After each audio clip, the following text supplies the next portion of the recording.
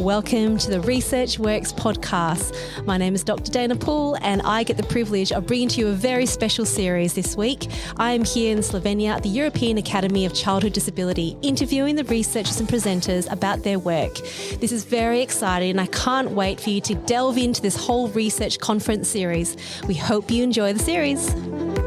Welcome back, everyone. Here I am once again at EACD with our third guest on the show. And this time we're going to be talking about a poster. So welcome, Jorn Ockerman. How was that? Was that good? Amazing. From Ghent University. Yes. Thank you so much for joining us today. Yeah, thanks for having me on such a short notice. It's so lovely. Well, when you told me about your research, and I thought, well, this is something that we need to talk about because we don't actually talk about this particular topic a lot.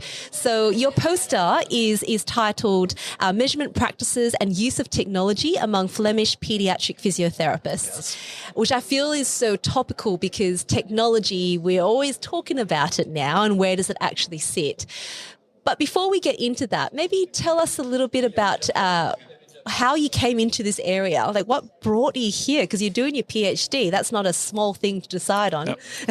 No, I think the main thing I remember when I graduated from my master's degree was the want to research something with, I prefer games, so to research in games, but then especially technological tools which allow people to have a motivating time within their therapy.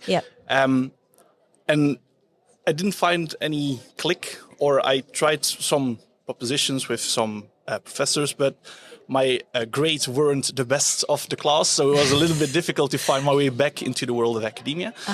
So I was in practice for about 4 years. Then the company for which I now also work with, they came over with a device, which they showed. I saw the potential. It was the thing, when I was studying, I thought maybe a device that allows games in therapy would be amazing, but I'm not smart enough or technically inclined enough to make it myself. But I noticed that in their pitch, they explained DCD to therapists, so I kind of felt maybe there's no therapist working here. So I sent them an email. 2 weeks later, I could start.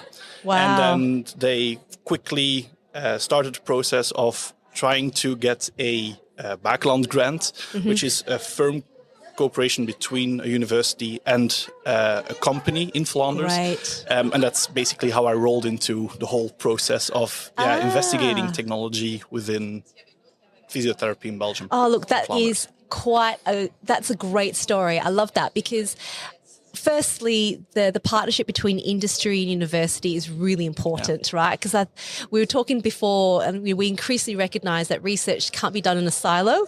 We have to do it together, and industry is, especially when we're developing technology, you're not the only person that will say, I'm not smart enough to do it. I have got no idea technically, but we want people who are good at technology combined with our clinical expertise to go, okay, now what can we do? Yeah, and I think that's also a lot of the conclusions done by researchers who are studying gamification or serious games in clinical practice.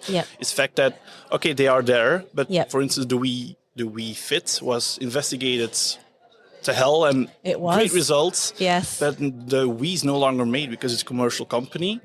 And they stopped making movement games. So now what are the physiotherapists to do? Are they to look for second-hand editions of a Wii? And then if something breaks down, well, it was fun for 2 years, but now you're done. And I think collaboration between the industry and the sciences is the key to just advancing the implementation of technology within practices. That's great. And I love that you've mentioned that about the Wii. I remember that phase too when it came out and we all went, this is great. We can engage kids into this. But then what we also found was really difficult was it wasn't sensitive enough to pick up the different changes that movements that kids would have. So it was hard to play the games too, right? Yeah, and when I was in practice, we used the Wii as a motivational tool to reward them for just showing up and being agreeable with us. And I remember specifically a kid with DCD and autism playing the game. And there was one part of the game where you had to step in place and then you had to stop. That was one of the key mechanisms of the game. And then you had to stand on your toes if you wanted to jump. Well, the problem was that whenever they reached an obstacle, they just tensed up all their muscles and they went to a toe stance. Their character jumped, and so they were unable to just play the game. So for 5 minutes long, it was completely frustrating. And I think that that's the approach of the company as well, to make adjustable extra games, and that's the primary focus of what companies working with. But then the problem becomes, are clinicians are they willing to learn a new technological tool in order for them to answer the questions or the demands of their patients? So that's the very difficult balance. Yeah, and I think you really stepped us through some of the potential barriers already, and we do need to address them, otherwise we can't implement them, which I guess leads to your poster. So tell me about the aim. What is it that you were wanting to demonstrate in this poster? Well, this is the poster subject is specifically on pediatric physiotherapists, but the questionnaire itself, on which the poster is based, is broader. So there's, I think we had a sample of about 310 completed surveys. That's great. Of Flemish physiotherapists. Why Flemish? Because Belgium has a very interesting linguistical challenge. So we chose the Flemish part because within the country itself, and I'm going to refrain from any political statements, but there are differences in the northern region and the southern region, not only on language base, but also on just, the implementation of technology, the standards of I don't want to make a statement on any part, but there are differences. Sure.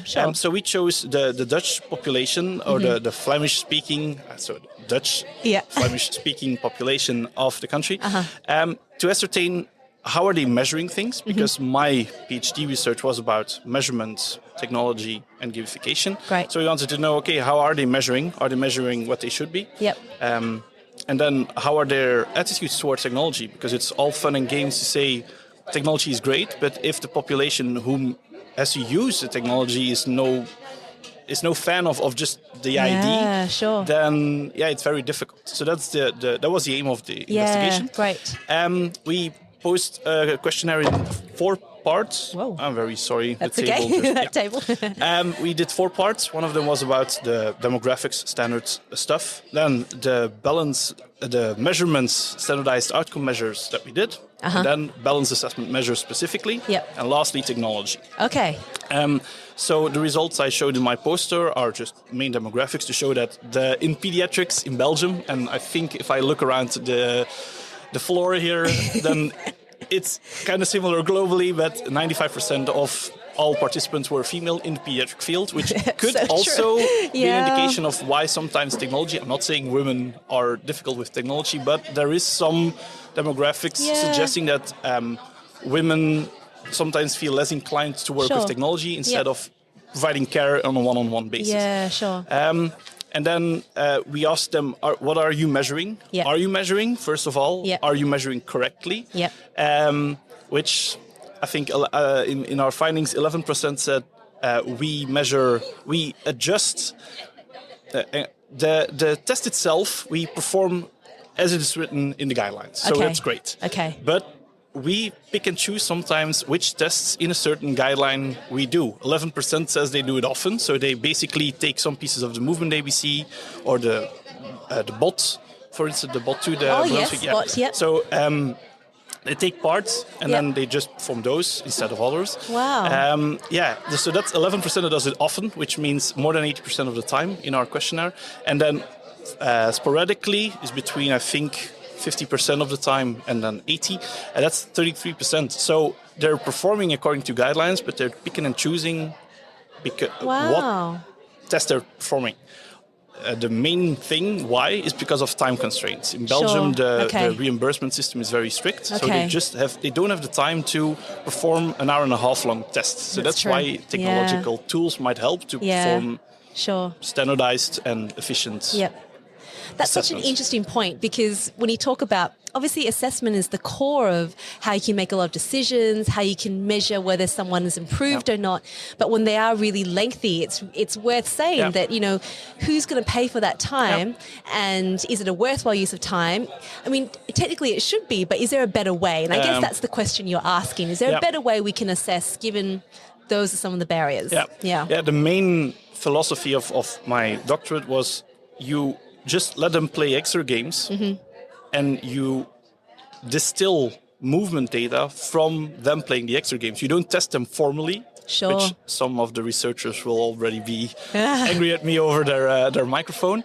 But the fact that you don't have to measure them to obtain standardized data or just objective data to start with is a very interesting thing to work with, I think, because... That's an interesting point, because are you saying that's the difference between performance and capacity? You're not asking the child to perform for a particular assessment. You're sort of wanting to see what they can do day to day, what's reflective of their normal movement. Or even the question, if we have our standardized tests, they're fine, they're great, but some of them are a bit boring. If we just add some game elements to those assessment types, maybe they perform better. Problem is then, okay, but what does that say of all the reference data that we have of those boring tests? Well, that's a really big question. Yeah, I know. So I hope there's an effect, but not too big an effect. But that's the question is if we're just testing their performance on a certain point. What does it actually mean? Clinically. Yeah. Those are really good points. And I know that even in my practice, we'll pick and choose which assessments we might do that represent the different levels of the ICF to gain an appreciation of it. This is where goal attainment scaling is really good because you get an appreciation of life. But, to perform an assessment, there's so many times where we go, oh, look, couldn't perform the post-assessment because the child was really unhappy. They didn't sleep well. There's no point performing that assessment, even though we're going to have a missing data point, because it's not representative of who they are. So you're trying to find, it sounds to me that if we can look at some technology that can hopefully even out the playing field, right? So you can compare from one day to the next. Or I think that's a great example. The thing that we experienced when I was working in a multidisciplinary practice in Belgium was the fact that when the kids came in, they were assessed at the beginning and you got a slot of about an hour and a half to test them. So you could do whatever you desire to check in on them. We had a standardized schedule, of course. But then at the end of the year, you had to schedule in your testing through 3 different sessions of half an hour spread over 3 weeks. Right. So 1 week, they're great. And then you perform the movement ABC. But then the next week, when you do the VMI tests of their visual motor integration. functions, then, they're tired. So they're performing subpar or sub their own capacities. And it's very difficult because you can't, you saw an improvement and you can prove it qualitatively, but the state demands sometimes quantitative data to show that's true. Do they improve? And you're unable to show it to them. I think that's a dangerous point because you can't show the good effect that's just happened. But on the flip side, it could be the other way around. The child could have performed really poorly in their first day because they weren't quite feeling up for it. You engage in a non-evidence-based intervention and they happen to feel really good at the end and you go, whoa, this intervention made a big difference, when we know that actually probably not. And I think that's where technology can come in, because if you use technology in your therapy and it constantly extracts data during the process, then you have a point A and a point B, but in between you have multiple tiny little data points which you can show to have a progression. And maybe you have a dip at the end, but then you can say, okay, it was a formal test, kid didn't like it. It's different than if you just do a 1 and a 1 and a 2, and if there's no improvement, well, then you're a bad, and I'm making exclamation points with my hands, but then you're a bad therapist. No, it's just you didn't have enough data points to show that you're actually progressing with the kid. I love how you've gone into that sort of detail there. So tell me now, as a one main point, what's your top tip for clinicians on how they can implement your findings from this poster into the practice? What do you want them to walk away with? I think one of the key messages I always give when I give talks is, please, if you have a problem, if you have an issue, try and find people in the area. I think the maker community online is very big. There's people who are willing to, for free even, just as a project, want to make things that help specific groups. I think collaboration is the key, and one of the main ideas that a professor at the Ghent once said to me was, if we fight technology, we're going to be replaced by it, because then they're going to find AI systems that may diagnose or may provide adequate therapies, but if we work with technology, we get to determine the terms in which we collaborate with it, and I think the main message I want to give. That's great. absolutely resonates with me too, because when we keep talking about the information we provide online, if we're not going to make evidence research available to anyone, what's going to happen is the other part of the story, which is not evidence-based, goes out online and we lose the narrative there. So I think we need to keep up. Whether we like it or not, it's where the direction of life is. So we probably just need to keep up and learn how to use it. So thank you for that really stimulating thought about what it is that we could do and use technology. Thank you for your time. I absolutely love that. Thanks for inviting me. Oh, it was lovely. All right, everyone. Thank you so much for tuning in for this one. I'll put links of this on our website, researchworks.net. Thanks for tuning in, and I'll talk to you all again very soon. Bye.